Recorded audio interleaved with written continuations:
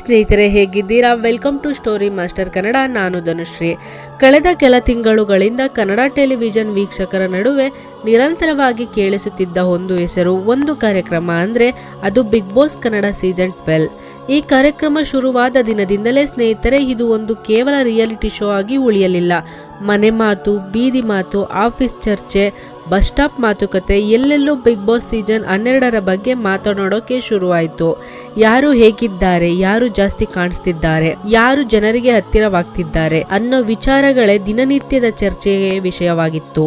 ಈ ಸೀಸನ್ ಆರಂಭವಾದಾಗಲೇ ಒಂದಷ್ಟು ವಿಭಿನ್ನತೆ ಇತ್ತು ಸ್ನೇಹಿತರೆ. ಇಂದಿನ ಸೀಸನ್ಗಳಂತೆ ಇಲ್ಲಿ ಕೂಡ ಪರಿಚಿತ ಮುಖಗಳು ಇದ್ದವು, ಹೊಸ ಮುಖಗಳು ಇದ್ದವು. ಆದರೆ ಕೆಲವೇ ದಿನಗಳಲ್ಲಿ ಒಂದು ಹೆಸರು ನಿಧಾನವಾಗಿ ಎಲ್ಲರ ಗಮನ ಸೆಳೆಯತೊಡಗಿತು. ಅದು ಯಾರಾದರೂ ದೊಡ್ಡ ಸ್ಟಾರ್ ನಟನ ಹೆಸರಲ್ಲ, ದೊಡ್ಡ ಬ್ಯಾಕ್ಗ್ರೌಂಡ್ ಇರುವ ವ್ಯಕ್ತಿ ಹೆಸರಲ್ಲ. ಆದರೆ ಜನ ಅವರ ಬಗ್ಗೆ ಮಾತನಾಡುತ್ತಿದ್ದರು, ಹುಡುಕಾಡುತ್ತಿದ್ದರು, ಚರ್ಚಿಸುತ್ತಿದ್ದರು. ಆ ಹೆಸರು ಅಂದರೆ ಗಿಲ್ಲಿ. ಬಿಗ್ ಬಾಸ್ ಮನೆಯೊಳಗೆ ಕಾಲಿಟ್ಟ ಮೊದಲ ದಿನದಿಂದಲೇ ಅವರ ಬಗ್ಗೆ ಬೇರೆ ರೀತಿಯ ಕುತೂಹಲ ಶುರುವಾಯಿತು. ಅವರ ಮಾತಿನ ಶೈಲಿ, ಅವರ ನಡವಳಿಕೆ, ಅವರ ಮುಖಭಾವ ಎಲ್ಲವೂ ಸಾಮಾನ್ಯವಾಗಿದ್ದರೂ ವಿಭಿನ್ನವಾಗಿ ಕಾಣಿಸ್ತು. ಮೊದಲ ವಾರಗಳಲ್ಲಿ ಬಿಗ್ ಬಾಸ್ ಸೀಸನ್ 12 ನೋಡಿದ ಬಹುಪಾಲು ವೀಕ್ಷಕರು ಈ ವ್ಯಕ್ತಿ ದೂರ ಹೋಗುವುದಿಲ್ಲ ಅನ್ನೋ ಭಾವನೆ ವ್ಯಕ್ತಪಡಿಸುತ್ತಿದ್ದರು. ಸೋಷಿಯಲ್ ಮೀಡಿಯಾದಲ್ಲೂ ಗಿಲ್ಲಿ ಹೆಸರು ನಿಧಾನವಾಗಿ ಹೆಚ್ಚು ಕಾಣಿಸಿಕೊಳ್ಳತೊಡಗಿತು. ಸ್ನೇಹಿತರೆ, ಬಿಗ್ ಬಾಸ್ ಅನ್ನೋದು ಕೇವಲ ಆಟವಲ್ಲ.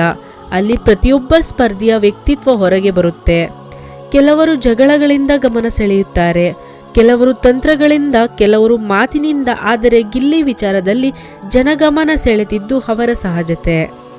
ಅತಿಯಾದ ಕೂಗು, ಅತಿಯಾದ ನಾಟಕೀಯತೆ ಇಲ್ಲದೆ ತಮ್ಮ ಶೈಲಿಯಲ್ಲೇ ಮಾತನಾಡುತ್ತಾ ಮನೆಯೊಳಗಿನ ಸಂದರ್ಭಗಳನ್ನು ಎದುರಿಸುತ್ತಿದ್ದದ್ದು ಜನರಿಗೆ ಹತ್ತಿರವಾಗಿ ಕಾಣಿಸ್ತು. ಬಿಗ್ ಬಾಸ್ ಸೀಸನ್ 12 ಮುಂದುವರಿದಂತೆ ಗಿಲ್ಲಿ ಬಗ್ಗೆ ಹೊರಗಿನ ಜಗತ್ತಿನಲ್ಲಿ ಚರ್ಚೆಗಳು ಇನ್ನಷ್ಟು ಜಾಸ್ತಿ ಆದವು. ಈ ವ್ಯಕ್ತಿ ಯಾರು, ಎಲ್ಲಿಂದ ಬಂದವರು, ಹಿಂದೆ ಏನು ಮಾಡ್ತಿದ್ರು ಅನ್ನೋ ಪ್ರಶ್ನೆಗಳು ಉದಯವಾದವು. ಇದಕ್ಕೆ ಉತ್ತರ ಹುಡುಕುತ್ತಾ ಜನ ಅವರ ಹಿನ್ನೆಲೆಯ ಕಡೆ ಗಮನ ಹರಿಸಿದರು. ಮಂಡ್ಯ ಭಾಗದ ಹಳ್ಳಿಯಿಂದ ಬಂದ ಹುಡುಗ, ಕೃಷಿ ಕುಟುಂಬದ ಹಿನ್ನೆಲೆ, ಸರಳ ಬದುಕು, ದೊಡ್ಡ ಬೆಂಬಲವಿಲ್ಲದ ಆರಂಭ ಅನ್ನೋ ವಿಷಯಗಳು ಹೊರಬಂದವು. ಸ್ನೇಹಿತರೆ, ಗಿಲ್ಲಿ ಜೀವನದ ಬಗ್ಗೆ ಮಾತನಾಡುವಾಗ ಅವರ ಪಯಣ ಸುಲಭವಾಗಿರಲಿಲ್ಲ ಅನ್ನೋದು ಸ್ಪಷ್ಟವಾಗುತ್ತದೆ. ವಿದ್ಯಾಭ್ಯಾಸ ಮುಗಿಸಿದ ನಂತರ ಬದುಕು ಸಾಗಿಸಲು ಬೇರೆ ಬೇರೆ ಕೆಲಸಗಳು, ನಂತರ ದೊಡ್ಡ ನಗರಕ್ಕೆ ಬರುವ ನಿರ್ಧಾರ, ಅಲ್ಲಿ ಎದುರಾದ ಅನಿಶ್ಚಿತತೆ, ಕೆಲಸದ ಹುಡುಕಾಟ ಎಲ್ಲವೂ ಅವರ ಬದುಕಿನ ಭಾಗವಾಯಿತು. ಸಿನಿಮಾ ಅಥವಾ ಟಿವಿ ಕ್ಷೇತ್ರದಲ್ಲಿ ಅವಕಾಶ ಸಿಗೋದು ಅಷ್ಟು ಸುಲಭವಲ್ಲ ಅನ್ನೋದನ್ನು ಅವರು ಕೂಡ ಅನುಭವಿಸಿದ್ದರು. ಈ ಹಂತದಲ್ಲಿ ಗಿಲ್ಲಿ ಮಾಡಿದ ಒಂದು ಪ್ರಮುಖ ಪ್ರಯತ್ನ ಅಂದರೆ ಸೋಷಿಯಲ್ ಮೀಡಿಯಾ ಬಳಕೆ. ಸಣ್ಣ ಸಣ್ಣ ವಿಡಿಯೋಗಳ ಮೂಲಕ ತಮ್ಮ ಮಾತು, ತಮ್ಮ ಹಾಸ್ಯ, ತಮ್ಮ ಗ್ರಾಮೀಣ ಶೈಲಿಯನ್ನು ಜನರ ಮುಂದೆ ತಂದರು. ಆರಂಭದಲ್ಲಿ ಕೆಲವೇ ಜನ ನೋಡಿದ ವಿಡಿಯೋಗಳು ನಿಧಾನವಾಗಿ ಸಾವಿರಾರು, ಲಕ್ಷಾಂತರ ಜನರಿಗೆ ತಲುಪತೊಡಗಿದವು. ಇದರಿಂದ ಗಿಲ್ಲಿಯ ಹೆಸರು ಡಿಜಿಟಲ್ ಜಗತ್ತಿನಲ್ಲಿ ಪರಿಚಯವಾಯಿತು. ಸ್ನೇಹಿತರೆ, ಈ ಡಿಜಿಟಲ್ ಪರಿಚಯವೇ ಗಿಲ್ಲಿಗೆ ನಂತರದ ಅವಕಾಶಗಳಿಗೆ ದಾರಿ ಮಾಡಿಕೊಟ್ಟಿತು. ಕೆಲ ರಿಯಾಲಿಟಿ ಶೋಗಳಲ್ಲಿ ಭಾಗವಹಿಸುವ ಅವಕಾಶ, ಕೆಲ ಕಾಮಿಡಿ ಶೋಗಳಲ್ಲಿ ಕಾಣಿಸಿಕೊಳ್ಳುವ ಅವಕಾಶ ಬಂದವು. ಆದರೆ ಬಿಗ್ ಬಾಸ್ ಸೀಸನ್ 12 ಅವರಿಗೆ ಸಿಕ್ಕ ಅತ್ಯಂತ ದೊಡ್ಡ ವೇದಿಕೆ ಅನ್ನೋದರಲ್ಲಿ ಸಂಶಯ ಇಲ್ಲ. ಯಾಕೆಂದರೆ ಈ ಶೋ ಮೂಲಕ ಅವರು ಮನೆ ಮಾತಾಗಿದರು. ಬಿಗ್ ಬಾಸ್ ಮನೆಯೊಳಗೆ ಗಿಲ್ಲಿ ನಡೆದುಕೊಂಡ ರೀತಿ, ಇತರ ಸ್ಪರ್ಧಿಗಳ ಜೊತೆ ಮಾತನಾಡಿದ ಶೈಲಿ, ಸಂದರ್ಭಗಳಿಗೆ ಪ್ರತಿಕ್ರಿಯಿಸಿದ ರೀತಿ ಜನರಿಗೆ ನೈಜವಾಗಿ ಅನಿಸಿತು. ಇದೇ ಕಾರಣಕ್ಕೆ ವಾರಗಳು ಕಳೆಯುತ್ತಿದ್ದಂತೆ ಗಿಲ್ಲಿ ಗೆಲ್ಲಬಹುದು ಅನ್ನೋ ಮಾತುಗಳು ಜೋರಾಗತೊಡಗಿದವು. ಆನ್ಲೈನ್ ಸಮೀಕ್ಷೆಗಳು, ಫ್ಯಾನ್ ಪೋಸ್ಟ್ಗಳು, ಚರ್ಚಾ ವಿಡಿಯೋಗಳು ಎಲ್ಲೆಲ್ಲೂ ಗಿಲ್ಲಿ ಹೆಸರು ಕೇಳಿಸಿಕೊಳ್ಳತೊಡಗಿತು. ಸ್ನೇಹಿತರೆ, ಬಿಗ್ ಬಾಸ್ ಸೀಸನ್ 12 ಕೊನೆಯ ಹಂತಕ್ಕೆ ಬಂದಾಗ ಈ ಸೀಸನ್ನ ಪ್ರಮುಖ ಮುಖ ಯಾರು ಅನ್ನೋ ಪ್ರಶ್ನೆಗೆ ಬಹುಪಾಲು ಜನರ ಉತ್ತರ ಒಂದೇ ಆಗಿತ್ತು.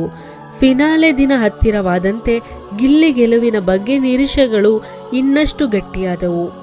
ಕೊನೆಗೂ ಫಲಿತಾಂಶ ಪ್ರಕಟವಾದಾಗ Gilli Big Boss Kannada season 12ರ ವಿಜೇತ ಅನ್ನೋ ಘೋಷಣೆ ಕೇಳಿಬಂತು. ಈ ಗೆಲುವಿನ ನಂತರವೂ ಗಿಲ್ಲಿ ಬಗ್ಗೆ ಚರ್ಚೆಗಳು ನಿಂತಿಲ್ಲ ಸ್ನೇಹಿತರೆ. ಮಾಧ್ಯಮಗಳಲ್ಲಿ ಅವರ ಸಂದರ್ಶನಗಳು, ಅವರ ಹಿಂದಿನ ಬದುಕಿನ ಕಥೆಗಳು, ಮುಂದಿನ ಯೋಜನೆಗಳ ಬಗ್ಗೆ ಊಹಾಪೋಹಗಳು ಶುರುವಾದವು. ಬಿಗ್ ಬಾಸ್ ಮೂಲಕ ಬಂದ ಈ ಪರಿಚಯ ಮುಂದೇನು ರೂಪ ಪಡೆಯುತ್ತೆ ಅನ್ನೋ ಕುತೂಹಲ ಜನರಲ್ಲಿ ಇದೆ. ಇದೇ ಸೀಸನ್ನಲ್ಲಿ ರನ್ನರ್ ಅಪ್ ಆಗಿರುವ ರಕ್ಷಿತಾ ಶೆಟ್ಟಿ ಹಾಗೂ ಇತರ ಫೈನಲಿಸ್ಟ್ಗಳ ಬಗ್ಗೆಯೂ ಚರ್ಚೆಗಳು ನಡೆಯುತ್ತಿವೆ. ರಕ್ಷಿತಾ ಶೆಟ್ಟಿ ಕೂಡ ಸೋಷಿಯಲ್ ಮೀಡಿಯಾ ಹಿನ್ನೆಲೆಯಿಂದ ಬಂದವರು. ಆರಂಭದಲ್ಲಿ ಟೀಕೆ ಟ್ರೋಲ್ ಎದುರಿಸಿದರು. ಬಿಗ್ ಬಾಸ್ ಸೀಸನ್ 12ರ ಒಳಗೆ ತಮ್ಮ ಸ್ಥಾನವನ್ನು ಕಟ್ಟಿಕೊಂಡರು. ಇದು ಈ ಸೀಸನ್ನ ಇನ್ನೊಂದು ಪ್ರಮುಖ ಅಂಶ. ಸ್ನೇಹಿತರೆ, ಬಿಗ್ ಬಾಸ್ ಕನ್ನಡ ಸೀಸನ್ ಒಟ್ಟಾರೆ ನೋಡಿದರೆ ಇದು ಕೇವಲ ಮನರಂಜನೆ ಕಾರ್ಯಕ್ರಮ ಮಾತ್ರ ಅಲ್ಲ, ಇದು ಕೆಲ ವ್ಯಕ್ತಿಗಳ ಬದುಕಿನಲ್ಲಿ ಮಹತ್ವದ ತಿರುವು ತಂದುಕೊಟ್ಟ ವೇದಿಕೆ. ಅದರಲ್ಲೂ ಗಿಲ್ಲಿ ವಿಚಾರದಲ್ಲಿ ಅವರ ಹೆಸರು, ಅವರ ಮುಖ, ಅವರ ಶೈಲಿ ಈಗ ಬಹುತೇಕ ಕನ್ನಡ ಮನೆಗಳಲ್ಲಿ ಪರಿಚಿತವಾಗಿವೆ. ಮುಂದಿನ ದಿನಗಳಲ್ಲಿ ಗಿಲ್ಲಿ ಯಾವ ಕ್ಷೇತ್ರದಲ್ಲಿ ಹೆಚ್ಚು ಕಾಣಿಸಿಕೊಳ್ಳುತ್ತಾರೆ, ಯಾವ ರೀತಿಯ ಕೆಲಸಗಳನ್ನು ಮಾಡುತ್ತಾರೆ ಅನ್ನೋದು ಮುಂದಿನ ದಿನಗಳ ಪ್ರಶ್ನೆ. ಆದರೆ ಬಿಗ್ ಬಾಸ್ ಸೀಸನ್ 12 ಮೂಲಕ ಅವರು ಪಡೆದ ಗುರುತು, ಜನರ ಗಮನ, ಚರ್ಚೆಗಳು ಈಗಾಗಲೇ ಒಂದು ಹಂತವನ್ನು ತಲುಪಿವೆ ಅನ್ನೋದು ನಿಜ. ಈ ವಿಡಿಯೋ ಬಗ್ಗೆ ನಿಮ್ಮ ಅಭಿಪ್ರಾಯವನ್ನು ಕಮೆಂಟ್ ಬಾಕ್ಸಲ್ಲಿ ತಪ್ಪದೆ ತಿಳಿಸಿ. ನಿಮ್ಮ ಒಂದು ಕಮೆಂಟ್ ನಮಗೆ ಮುಂದಿನ ಕಥೆಗಳನ್ನು ಇನ್ನೂ ಹೆಚ್ಚಾಗಿ ತರುವ ಶಕ್ತಿ ಕೊಡುತ್ತೆ. ವಿಡಿಯೋ ನಿಮಗೆ ಇಷ್ಟ ಆದರೆ ಲೈಕ್ ಮಾಡಿ, ಸ್ಟೋರಿ ಮಾಸ್ಟರ್ ಕನ್ನಡ ಚಾನಲ್ಗೆ ಸಬ್ಸ್ಕ್ರೈಬ್ ಮಾಡಿ ಹಾಗೂ ನಿಮ್ಮ ಸ್ನೇಹಿತರಿಗೆ ಶೇರ್ ಮಾಡಿ.